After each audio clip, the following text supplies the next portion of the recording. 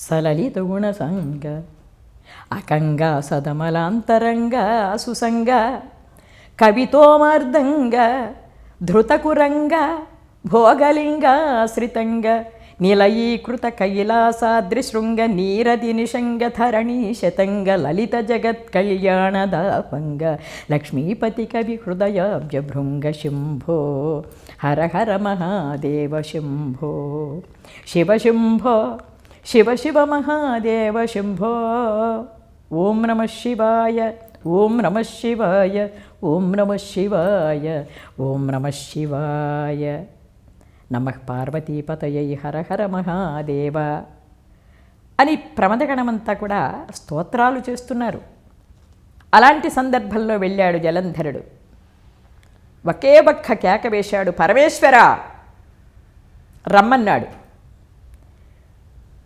పరమశివుల వారు అనుకున్నారు జలంధరుడు వచ్చినట్టున్నాడే ఏదో పని మీద అని చెప్పి శంకరదేవులు బయటకు వచ్చారు.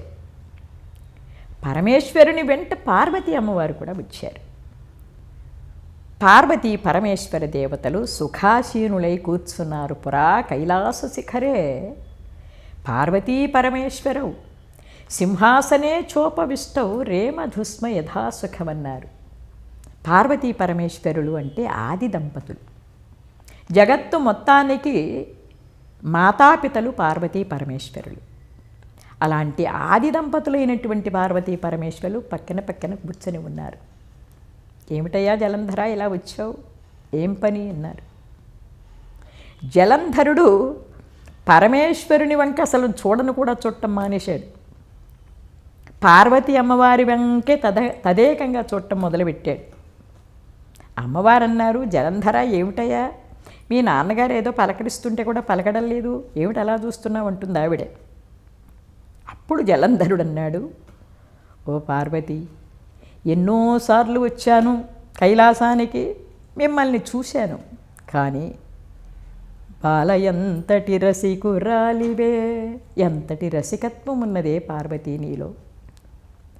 ఆలివైతివే జంగమయ్యకు, ఎంత అందమైనటువంటి దానవు, అపురూపమైనటువంటి అందం నీది పార్వతి. అలాంటి నీవు ఈ పరమశివునకు ఇల్లాలవయ్యావేమిటి? అసలు ఈ తోలుదాలుపు దక్క ఈ తోలు చర్మాన్ని ధరించినటువంటి వాడికంటే ఇంకా సృష్టిలో నీకెవ్వరూ దొరకలేదా పార్వతి?